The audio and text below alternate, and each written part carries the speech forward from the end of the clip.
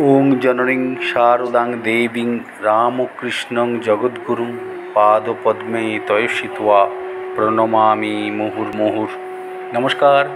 নিবেদিতার ভারত দর্শনের আজ ৭৪তম পর্ব। এই সপ্তাহটি প্রতি সপ্তাহের মতনই একইভাবে কাটছে ঠিকই, কিন্তু 7টি দিন ক্যালেন্ডারের নিয়ম অনুযায়ী ঠিকই আছে একই রকম, কিন্তু উৎসব আনন্দে দুর্গাপুজোয় মাতোহারা বাঙালি সমাজ আজ বিজয়ার প্রীতি শুভেচ্ছা বিনিময়ে ব্যস্ত। সারা বছরের অপেক্ষার পরে মা দুর্গা এসেছিলেন। মা দুর্গা তার পিতৃালয়ে 4 দিন কাটিয়ে আমাদের সকলের সাথে কন্যারূপে, মাতারূপে, দেবী রূপে, মৃন্ময়ী চিন্ময়ীর রূপ থেকে বাইরে বেরিয়ে এসে আমাদের সামনে এসে আরাধ্য মাতৃ দেবী রূপে আরাধিতা হলেন। দুর্গা পূজা সমাপ্তি ঘটল। তারপরেই শুভ বিজয়ার প্রীতি শুভেচ্ছা বিনিময় চলছে। তাই আমিও এই অবকাশে আমার সমস্ত নিবেদিতা প্রেমী তথা রামকৃষ্ণ বিবেকানন্দ ভাবাদর্শের সমস্ত ভক্ত সমাজকে আমার শুভ বিজয়ার প্রীতি শুভেচ্ছা ও শ্রদ্ধাপূর্ণ নমস্কার জানাই। যারা প্রতিদিন আমায় প্রতি রবিবারের এই নিবেদিতার ভারত দর্শনটিকে উপভোগ করেন, আনন্দ পেয়ে অপরকে শেয়ার করেন এবং আমায় শুভেচ্ছা জানান এবং ভালো মন্দের বিচার করে আমার সাফল্যের চাবিকাঠি রূপে আপনারা প্রত্যেকেই আমাকে যেভাবে উৎসাহিত করেন তাদের সকলকেই বারে বারে প্রণতি জানাই। অবশ্যই বিজয়ের শ্রদ্ধাপূর্ণ শুভেচ্ছা ভক্তিপূর্ণ নমস্কার জানাই পবিত্র সুর মহাশয়কে, যিনি আমাদের সংযোগকারী সতা এবং সত্যিমণ্ডলীর সাথে ভক্ত সমাজের সাথে দীর্ঘ ৭৪টি পর্ব যোগ করে রেখেছেন আপনাদের সাথে। এর মধ্যে কোনো বিয়োগ নেই, সব যুক্ত হয়ে রয়েছি। তাকেও আমি শ্রদ্ধাপূর্ণ নমস্কার জানিয়ে শুরু করছি নিবেদিতার ভারত দর্শনের আজ ৭৪তম পর্ব। অন্য দিনের থেকে এই পর্বটি একটু অন্যরকম এই কারণেই, এই সপ্তাহটি যেমন মা দুর্গার এই ধরাধামে মনুষ্য সমাজ তথা তার সন্তানকুলকে আশ্বস্ত করার জন্য, সমস্ত বিপদ আপদ থেকে মুক্ত করার জন্য, তাদের আনন্দ দেওয়ার জন্য 4 দিনের সফরে এসেছিলেন। তিনি চলে গেলেন কৈলাসে, ফিরে গেলেন তার পতিদেবের কাছে, মহাদেবের কাছে। ঠিক তেমনই আবার এই সপ্তাহটি নিবেদিতার জীবনেরও সেই সন্ধিক্ষণ, যেদিন তিনিও ধরাধাম ছেড়ে এই ভারতবর্ষের সেবায় নিজের আত্মত্যাগ করার জন্য যেভাবে এসেছিলেন, সেটিরও মানবিক জীবন থেকে তিনি মুক্তি লাভ করেছিলেন আজকের দিনটি থেকে। আজকের দিনটি তথা আজকের দিনটি বললে ভুল হবে, আমি যেদিনে রেকর্ডিং করছি সেদিনটি হয়তো 13ই অক্টোবর। এই 13ই অক্টোবর নিবেদিতা আমাদের ছেড়ে চলে গিয়েছিলেন এই বাংলার শৈল শহর দার্জিলিংয়ে। সেই ইতিহাসটি সকলের হয়তো জানা আছে। রায়ভিলাতে চিনেন তিনি। রায়ভিলাতে তার ভগ্নিপতি, অবলা বসুর ভগ্নিপতি, তার বাড়িতে প্রতি বছরই তিনি দুর্গাপুজোয় প্রায় যেতেন এবং বহুদিন সেখানে কাটিয়েছেন নিবেদিতা। ওই রায়ভিলা সহ দার্জিলিং শহরে বিভিন্ন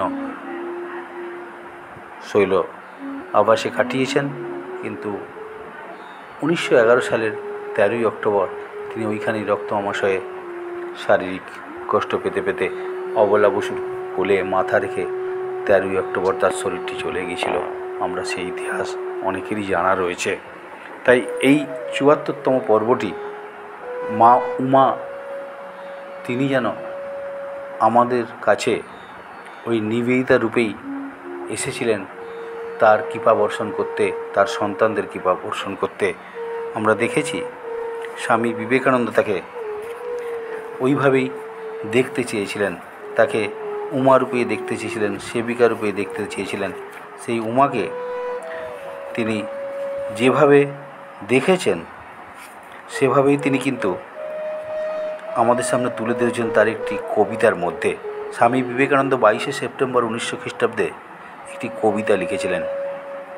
স্বামীজি নিবেদিতার প্রতি লিখছেন, মায়ের মমতা আর বীরের হৃদয়, বীর্যময় পূর্ণ কান্তি যে অনল জলে, সেই সবই তোমারই হোক ভারতের ভবিষ্যৎ সন্তানের তরে। সেবিকা বান্ধবী গুরু তুমি একাধারে। নিবেদিতার প্রতি স্বামী বিবেকানন্দের এই কবিতাটি ছিল ভারতবর্ষের তিনি সেবিকা বান্ধবী গুরু একাধারে তিনি যেন ভারত সন্তানের মাতারূপে তাকে তিনি আখ্যায়িত করছেন। সত্যিই নিবেদিতা এই উমা যেমন 4 দিন ধরে তার পিতৃগৃহে থেকে আবার তার প্রতি আবাসে ফিরে গিয়েছিলেন কৈলাসে, নিবেদিতারও যেন সেই রূপটি আমরা দেখতে পাই তার এই শরীর যাওয়ার সময়ে। নিবেদিতা সে বছর সেপ্টেম্বর মাসের শেষের দিকে দুর্গাপুজো হয়েছিল। অক্টোবরের 2 তারিখ নাগাদ পুজো শেষ হয়ে গিয়েছিল। নিবেদিতা পূজার ছুটির অবকাশের শেষে গিরিশচন্দ্র ঘোষের অসুস্থতার খবর পেয়ে তাকে দেখতে গিয়েছিলেন। 13 নম্বর বোসপাড়া লেনে থাকতেন তার প্রতিবেশী স্বরূপ, কারণ নিবেদিতা 16 নম্বর বোসপাড়া লেনে, 17 নম্বর বোসপাড়া লেনে নিবেদিতা থাকতেন এবং তার পাশেই 13 নম্বর বোসপাড়া লেনে গিরিশ ঘোষ থাকতেন। গিরিশ ঘোষের প্রতি নিবেদিতার খুব শ্রদ্ধা ছিল। নিবেদিতা গিরিশ ঘোষের অনেক নাটককে অভিনয় দেখেছেন এবং অনেক নাটক এবং রচনার পাণ্ডুলিপিগুলো তিনি দেখে দিতেন বা পড়ে আনন্দ পেতেন। তাই গিরিশ ঘোষের শেষ নিবেদিতার দেখা বা জানা যে নাটকটি তপোবল, সেই নাটকটি তিনি পাণ্ডুলিপি তৈরি করেছেন। নিবেদিতা গিয়ে দেখতে গেছেন। গিরিশ ঘোষের শরীরটি অসুস্থ। নিবেদিতা তাকে প্রণাম করে বলছেন, আমি কদিনের জন্য দার্জিলিংয়ে বেড়াতে যাচ্ছি এবং আমি আপনার শরীর অসুস্থ দেখে যাচ্ছি, ফিরে এসে দেখি আপনার শরীরটি সুস্থ হয়ে গেছে, সুস্থ অবস্থায় দেখতে চাই আপনাকে। নিবেদিতাকে বলছেন, সে কি, তুমি এখন দার্জিলিংয়ে চলেছ? আর আমার যে নতুন নাটক লেখা হয়ে গেছে সেটি কখন দেখবে? বললো, ফিরে এসে দেখব। বললো, ওই দেখো বিছানার উপরে পাণ্ডুলিপি পড়ে রয়েছে, তুমি দেখবে না? নিবেদিতা বলছেন, হ্যাঁ আমি ফিরে এসে দেখব। কিন্তু যোগিন মাকে তিনি বলে গিয়েছিলেন দার্জিলিং যাওয়ার সময়, আমি হয়তো আর নাও ফিরতে পারি। তিনি যেন ইঙ্গিত দিয়ে গিয়েছিলেন তার এটিই বোধহয় শেষ যাত্রা। সেই নিবেদিতা দার্জিলিংয়ে পৌঁছাবার পরে আমরা দেখেছি সেখানে গিয়ে সান্দাকফু যাওয়ার কথা ছিল। বিভিন্ন জায়গায় তিনি যাবেন, ঘুরবেন, আনন্দ করবেন। ওই রায়ভিলা জগদীশচন্দ্র বসু এবং অবলা বসু পরিবারের সাথে তার বিশেষ একটা যোগ ছিল। সেই অবলা বসু একসময় লন্ডনে যখন অসুস্থ হয়েছিলেন নিবেদিতার বাড়িতে থেকেছেন, নিবেদিতার দ্বারা সেবা পেয়েছেন। আজ এই 1911 খ্রিস্টাব্দের 13ই অক্টোবর নিবেদিতার যখন শরীরটি চলে যাচ্ছে, ওখানে অসুস্থ হয়ে পড়েছেন পুজোর সময় গিয়ে। তিনি অসুস্থ অবস্থায় নীলরতন সরকার মহাশয় ডাক্তার রয়েছেন, ওখানে বিপিন বিহারী সরকার রয়েছেন, অনেকেই তার চিকিৎসার জন্য এগিয়ে এসেছেন, কিন্তু শেষ চেষ্টা করা যাচ্ছিল না। অবলা বসুর কোলে মাথা রেখে নিবেদিতা সেদিন ওই রায়ভিলাতে তার সকালের দিকে 13ই অক্টোবর তিনি শরীরটি ত্যাগ করেছিলেন। এই মানব দেহটি তিনি ত্যাগ করেছিলেন দার্জিলিং শহরে। যেন উমা যেভাবে দুর্গাপুজোর শেষে বিজয়ার পরে কৈলাসে ফিরে যাচ্ছেন মহাদেবের কাছে, নিবেদিতাও যেন ভারত মাতার সন্তান রূপে সেই উমা কন্যা রূপেই তিনি যেন প্রতিগৃহে যাওয়ার জন্যই ওই অক্টোবর মাসের পূজার পরেই দিনটিকে বেছে নিয়েছিলেন। আমরা দেখব ওই দার্জিলিং শৈল শহরে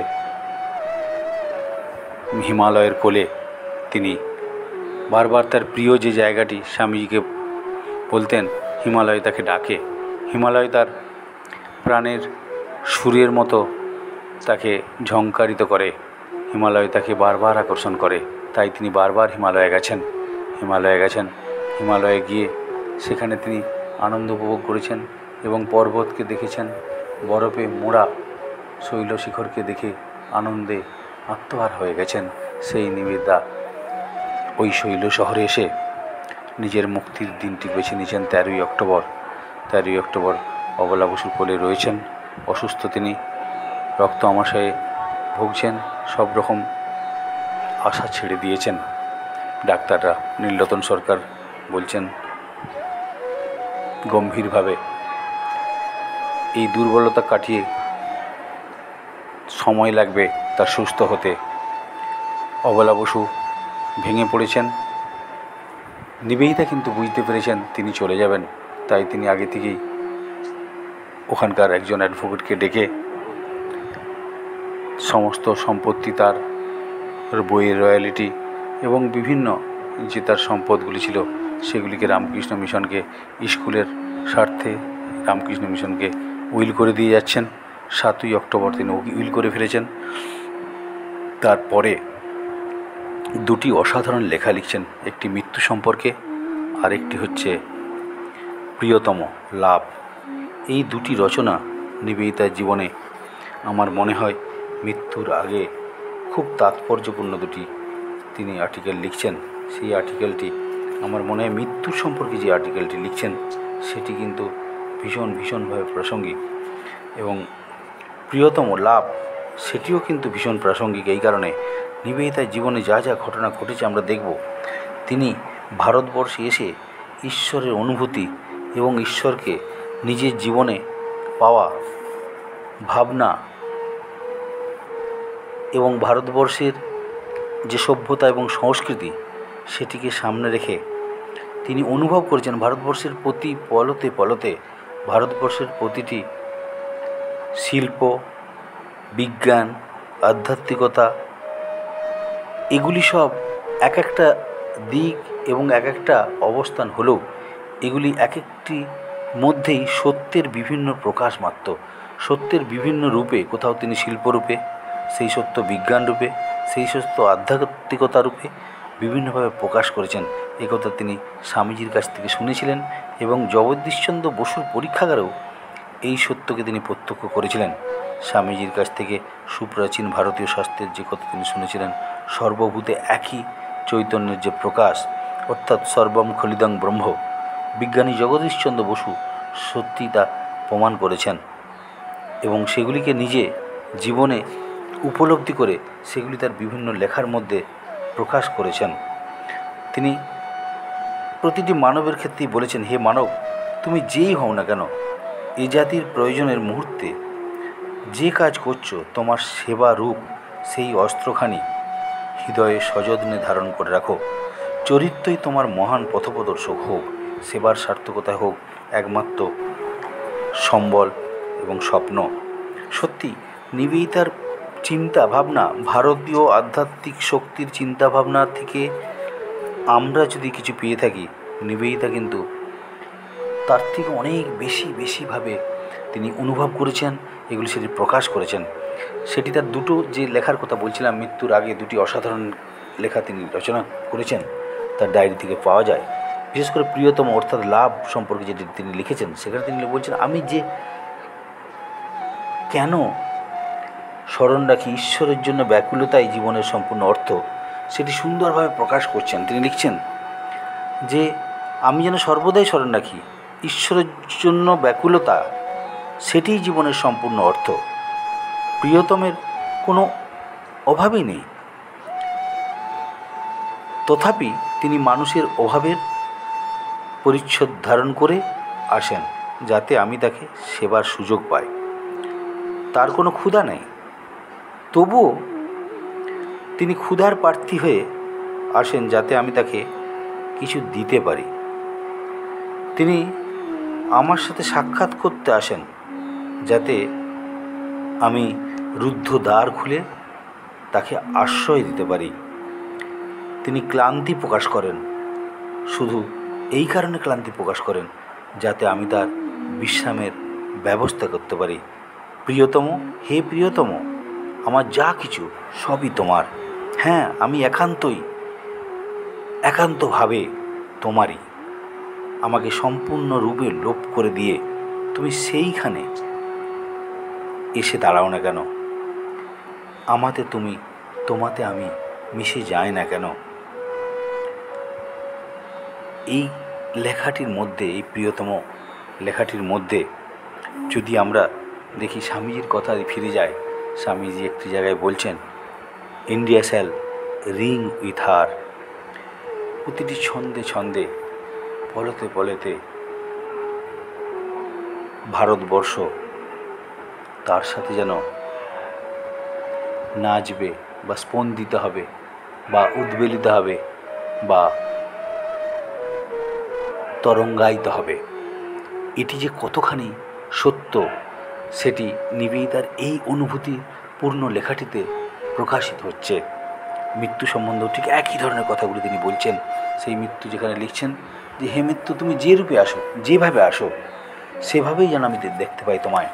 নিবেদিতা তার কালিদি মাদারের মধ্যে, রচনার মধ্যে লিখেছেন, স্বামীজির কাছ থেকে তিনি যে কালিদি মাদার কবিতাটি শুনেছিলেন, সেই কবিতার মধ্যে যেন তার ইঙ্গিত দেয়া ছিল। তাই তিনি মৃত্যুর সম্পর্কে অসাধারণ কয়েকটি কথা এত সুন্দরভাবে তুলে ধরেছেন। সেই মৃত্যু তার যে জীবনকে তাকে ছিনিয়ে নিচ্ছে, সে চলে যাবে। মৃত্যুটি দেখতে কেমন হতে পারে? আমাদের প্রত্যেকের ধারণা যে মৃত্যু একটি ভয়ঙ্কর জিনিস, সেটাকে আমরা দেখতে পাই না, কিন্তু আমাদের অনুভূতির মধ্যে সেগুলি আছে। যে আমরা বুঝতে পারছি একটি মানুষ চলে গেল, তার আজ শরীরটি চলে গেল, সেই মানুষটি বুঝতে পারলো না সে কোথায় গেল, কিন্তু যখন যাচ্ছে সেটি সে অনুভব করতে করতে তার মধ্যে বিলীন হয়ে যাচ্ছে। এই রকম একটি ভাব মৃত্যুরূপা কালী সম্পর্কে নিবেদিতা তার অনুভূতি জানিয়েছেন। কারণ ওই মৃত্যুরূপা কালী কবিতাটিতে স্বামীজি তাকে ওই যখন তিনি ক্ষীর ভবানীর মন্দিরের কাছে গেছেন, সেখানে তিনি কবিতাটি লিখেছেন মৃত্যুরূপা কালী, সেটি লিখে নিবেদিতাকে উপহার দিয়েছিলেন। সেই কবিতাটি পড়ার পরে তার মনের মধ্যে কালী জিনিসটি কী, কালী কে, এই রকম ঈশ্বরিক কোনো শক্তি আছে কি না, বা সেটি কোথায় থাকতে পারে, বা তার রূপটি কী, সেটি জানার আগ্রহ তার ভেতর আত্মা থেকে যেন বারবার একটা কিছু খোঁজার চেষ্টা করেছে, এবং সেটি তিনি পেয়ে গিয়েছিলেন। কোথা থেকে পেলেন? তিনি তার অনুভূতির মধ্যে সেটি প্রকাশ করেছেন। তিনি এক জায়গায় লিখছেন যে ম্যাকলাউডকে একটি চিঠি লিখছেন, তার বান্ধবী তাকে একটি চিঠি লিখছেন, গত রাতে আমি একটি সুন্দর চিন্তা করছিলাম, সেই চিন্তাটি আমার মধ্যে আসে। তুমি জানো, স্বামীজি বলেন কালীকে উপাসনা হচ্ছে মৃত্যুর উপাসনা। আমি তার তাৎপর্য অনুধাবনের জন্য মা কালীর কথা ভাবছিলাম। এমন সময় মনে উঠল একটা ছোট্ট রাঙা পথ, আর তার শেষে কালী। তার কাছে যেতে চেষ্টা করতেই তিনি দূরে, আরও দূরে সরে যেতে লাগলেন। শেষে দেখলাম তিনি রূপান্তরিত হয়ে গেলেন বিশাল কালো একটি দরজায়। সেখানে পথের শেষ, আর তার ওপারে অনন্ত সাগর। কালী মৃত্যু, অর্থাৎ কালীটি যেন মৃত্যুর স্বরূপ। মৃত্যু কী সেটি ভাবতে গিয়ে কালীর সম্পর্কে তিনি তাকে তুলনা করছেন, এবং সেখানে বলছেন কালী মৃত্যু, মৃত্যুই কালী। তিনি লিখছেন, এক জায়গাতে লিখছেন, often it appears to me that there has been with us a soul name Ramakrishna Vivekananda. Ramakrishna বিবেকানন্দকেও তার ওই কালীর শোলটির সাথে তুলনা করছেন, আত্মার সাথে তুলনা করছেন। সেই আত্মারূপে তার কাছে যে কালীর স্বরূপটি, এরা যেন তাকে চিনিয়ে দিয়েছিলেন। নিবেদিতা ভারতবর্ষে এসেছিলেন, ভারতবর্ষের মানুষের জন্য সেবা করেছেন, ভারতবর্ষের মানুষকে চিনেছেন, জেনেছেন, ভারতীয়ত্ব বোধে উদ্বুদ্ধ করেছেন।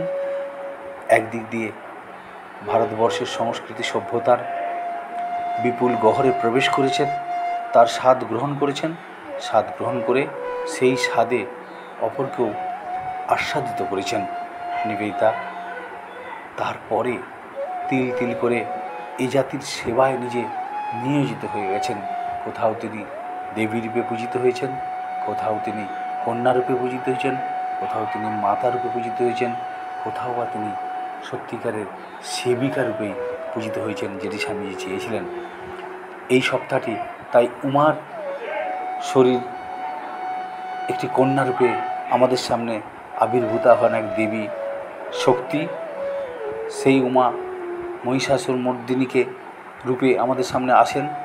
মহিষাসুর মর্দিনী রূপে আসা নয়, এই মহিষাসুরকে বধ করেছেন। অপসংস্কৃতির বিরুদ্ধে তিনি যেন এক প্রতীকী স্বরূপ, তেমনি আবার তিনি কখনো আবার এদেশের সমস্ত অশুভ শক্তিকে বিনাশ করার জন্য এসেছেন।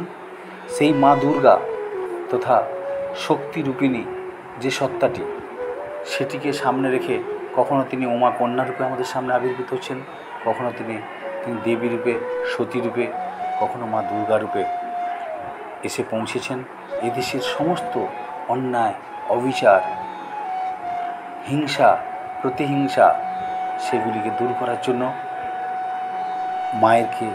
আমরা মাকে প্রার্থনা জানাই, সেই মা এসে আমাদেরকে তা থেকে মুক্ত করেন, তার সর্বশক্তি দিয়ে তার সন্তানদের বাঁচান বা সমস্ত শক্তি দিয়ে তার সন্তানদের তিনি রক্ষা করেন। নিবেদিতাও সেই রকম সেবিকার ভূমিকায় এদেশের মানব সমাজকে তিনি মাতৃরূপে সন্তানের লালন পালন করেছেন, যেটি নিবেদিতাকে লোকমাতা রূপে আখ্যায়িত করেছেন। রবীন্দ্রনাথ সেই দৃশ্যটি দেখে তিনি বলেছেন, এই সমাজের প্রতিটি মানুষ যদি, অর্থাৎ এই দেশমাতৃকার সম্পূর্ণ রূপটি যদি একটি শিশু সমান হতো, নিবেদিতা এই সমাজটিকে তার নিজের অঞ্চলে আঁচলে রেখে লালন পালন করেছেন। তাই তিনি লোকমাতা অর্থাৎ মা রূপে তিনি এসেছেন। সেই মা উমা, সতী, মা দুর্গা, সেগুলির রূপ যদি আমরা নিবেদিতার সাথে কল্পনা করি, সেই নিবেদিতা এই সপ্তাহে অর্থাৎ 13ই অক্টোবর তিনি আমাদের ছেড়ে চলে গেছেন। ওই হিমালয়ে গিয়ে নিজের শরীরটিকে বিসর্জন দিচ্ছেন। অবলা বসু তার কোলে মাথা রেখে নিবেদিতা যখন শেষ নিঃশ্বাসটি ত্যাগ করছেন, সেখানে তিনি কয়েকটি শব্দ উচ্চারণ করছেন। প্রথম কথাটি যেটি বলছেন, the BOT is sinking but I shall C the sunrise. আমার জীবনতরীতি দুলছে, কিন্তু আমি সূর্য উদয় দেখবই। নতুন ভোরের সূর্য দেখার জন্য দার্জিলিংয়ে মেঘের আড়াল থেকে সূর্য দেখতে পাওয়া বড় কঠিন, কিন্তু নিবেদিতা কোন ভোরের সূর্য দেখার জন্য অপেক্ষা করছেন, বা কোন ভোরের সূর্য দেখার আলোর অপেক্ষায় তিনি অপেক্ষা করছেন? তিনি কি সত্যিকারের ভারতবর্ষের এই দুরবস্থাগ্রস্ত ভারতবর্ষের রূপটিকে তিনি দেখে ফেলেছেন? তা থেকে মুক্তির আলো খুঁজছেন। সেই আলো খুঁজতেই কিন্তু তিনি ওই দার্জিলিংয়ে অক্টোবর মাসের এই 13 তারিখে হিমালয়ের কোলে গিয়ে অপেক্ষা করছেন নতুন সূর্য, নতুন ভোরের আশায়।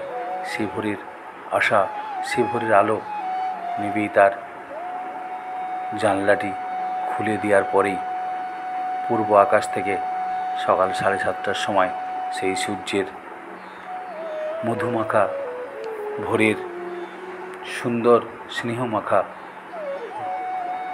আলোটি নিবেদিতার মুখটিকে উজ্জ্বলিত করল। নিবেদিতা ধীরে ধীরে তার প্রাণবায়ুটি নিভে যাচ্ছে। তিনি উচ্চারণ করছেন ধীরে ধীরে, অসত মা সদ্গময়, তমসো মা জ্যোতির্গময়, মৃত্যুর মা অমৃতম গময়, আবিরাবি এধি। নিবেদিতার শরীরটি ধীরে ধীরে মাতৃকোলে, ভারত মাতার কোলে ওই দার্জিলিংয়ে হিমালয়ের মধ্যে বিলীন হয়ে গেল। আকাশে বাতাসে পাহাড়ের এক কর্নার থেকে আর এক কর্নারে ভেসে বেড়াতে লাগলো নিবেদিতার কথাগুলি। ওং অসত মা সদ্গময়, তমসো মা জ্যোতির্গময়, মৃত্যুর মা অমৃতম গময়, আবিরাবি ময়েধি। নিবেদিতা বুঝেছিলেন, ভারতবর্ষকে চিনেছিলেন, ভারতবর্ষকে জেনেছিলেন। তাই তিনি দেবী রূপে, শক্তি রূপে আমাদের কাছ থেকে সমস্ত জীবন শক্তিটি ভারতবর্ষের আত্মার মতো যেন তিনি সঞ্চয় করেছেন, এবং সঞ্চয় করে সেই শক্তিটির বহিঃপ্রকাশ ঘটিয়েছেন আমাদের দেশের জন্য, আমাদের মানব জাতির জন্য।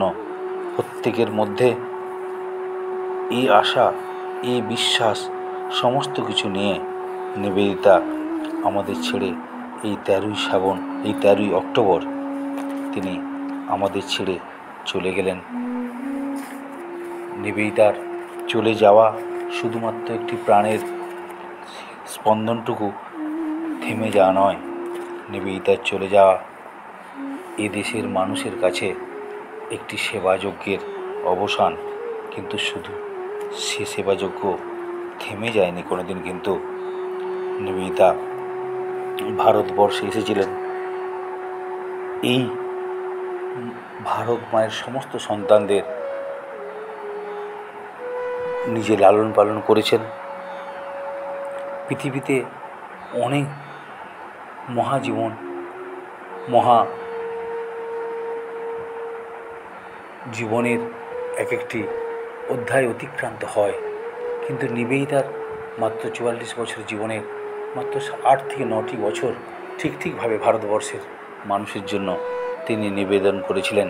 সে নিবেদনে আজ 150 বছর অতিক্রান্ত হয়েও নিবেদিতাকে এই ভারত মাতা তার সন্তান রূপে পেয়েও, তিনি আবার ভারত মাতার সন্তানদের সন্তান রূপে সেবা করার সুযোগ পেয়েও সে সেবা কিন্তু আজও নিবেদিতাকে শ্রীরামকৃষ্ণ বিবেকানন্দ মা সারদা দেবীর আসনের পাশেই তাকে শ্রদ্ধার সাথে পূজা করে চলেছে এই ভারতবর্ষের মানুষেরা। তাই কবির ভাষায় বলি, মার অভিষেকে এসো এসো তোরা, সবার পরশে পবিত্র করা তীর্থ নীরে, আজি ভারতের মহামানবের সাগর তীরে। নিবেদিতার ভারত দর্শনের 74তম পর্বটি আজ এখানে শেষ করলাম। সকলেই শুভ বিজয়ার শুভেচ্ছা, প্রীতি, নমস্কার আদি গ্রহণ করবেন। নিবেদিতার ভারত দর্শনের আজ 74তম পর্বে আমরা আজ এখানেই শেষ করছি। আবার আগামী রবিবার নিবেদিতার ভারত দর্শন চলতে থাকবে। যথারীতি 75 পর্ব করতে করতে 100-র দিকে আমরা এগিয়ে যাব, এই আশা রেখে সকলকে আবারও শ্রদ্ধা জানাই এবং নিবেদিতার ভারত দর্শনের 74 পর্বটি শেষ করি। ওং অসতো মা সদ্গময়, তমসো মা জ্যোতির্গময়, মৃত্যুর মা অমৃতম গময়, আবির্মো। এই ভি নিবেদিতার শেষ কথার দিয়ে শেষ করলাম। সকলে ভালো থাকবেন। প্রাণারাম প্রাণারাম প্রাণা